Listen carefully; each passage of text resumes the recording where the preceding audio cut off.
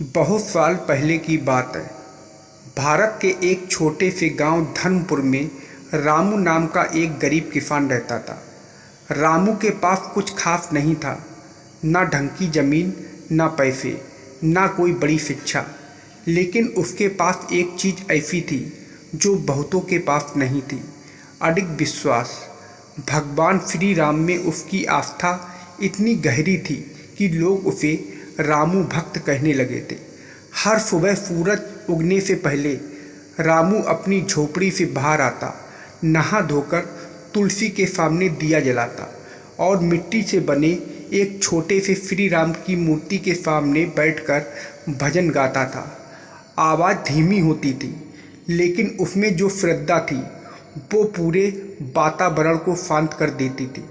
गांव वाले कहते थे, रामू, तू हर रोज़ भगवान को इतना याद करता है, लेकिन तेरी हालत तो देख, 2 वक्त की रोटी भी मुश्किल से मिलती है। भगवान अगर होते तो तुझ पर रहम करते। रामू बस मुस्कुरा देता और कहता, भगवान हमेशा साथ है, वो देर कर सकते हैं, अंधेर नहीं। एक बार गांव में अकाल पड़ गया।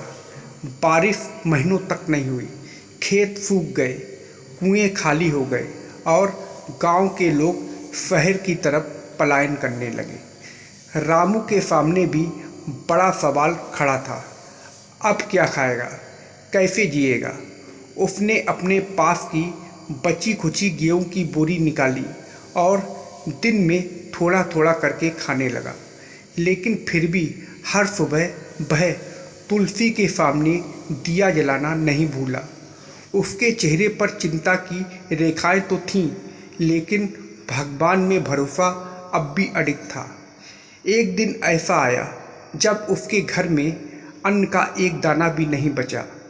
रामू ने भगवान के सामने हाथ जोड़े और कहा, प्रभु, अब मेरी शक्ति जवाब दे रही है, लेकिन विश्वास अब भी अडिग है। आप चाहें तो आज मेरी भूख मिटा दीजिए या मुझे ही अपने पास बुला लीजिए। उसी रात उसे सपना आया।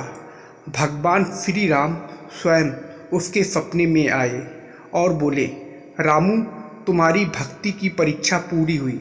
कल सुबह तुम्हें एक रास्ता दिखेगा, उस पर बिना सवाल किए चल देना।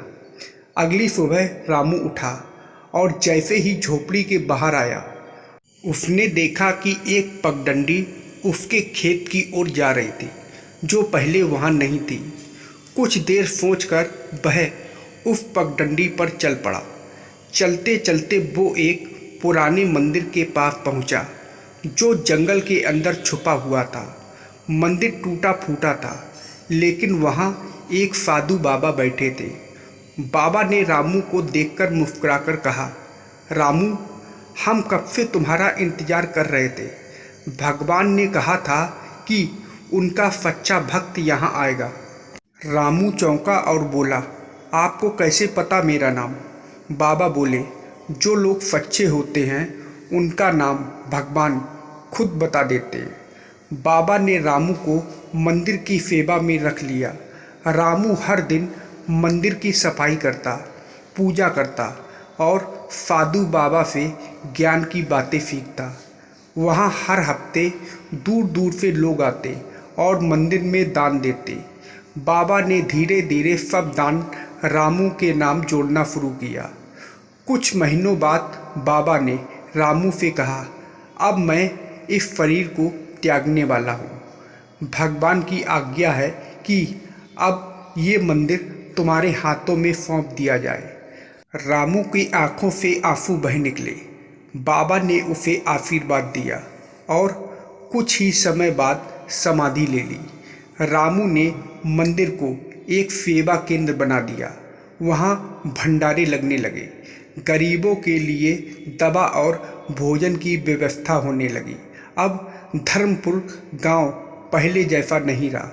लोग दूर दूर से दर्शन करने आने लगे। धीरे धीरे रामू की प्रसिद्धि बढ़ती गई, लेकिन उसके मन में घमंड कभी नहीं आया।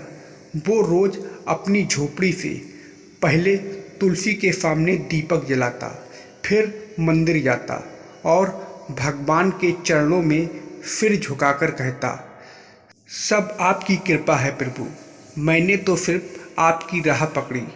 राजा को जब रामू के सेवा कार्यों की खबर मिली तो वह स्वयं मंदिर आया और रामू को जन सेवा संत की उपाधि दी।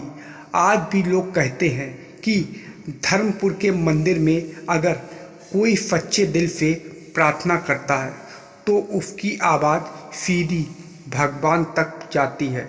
और मंदिर के बाहर एक पत्थर पर लिखा है, भक्ति कभी खाली नहीं जाती। भगवान हर उस दिल में बसते हैं जो सच्चा होता है। भगवान में सच्ची आस्था अगर हो तो कठिनाइयाँ भी रास्ता बन जाती हैं। इंसान छोटा हो सकता है लेकिन उसका विश्वास अगर बड़ा हो तो भगवान खुद उसके सहायक बनते हैं। सेवा, नम्रता और श्रद्धा यही सच्चे धर्म के रास्ते हैं। तो दोस्तों, आप लोगों को यह कहानी कैसी लगी कमेंट करके ज़रूर बताइएगा और वीडियो को लाइक और सब्सक्राइब करना मत भूलिएगा।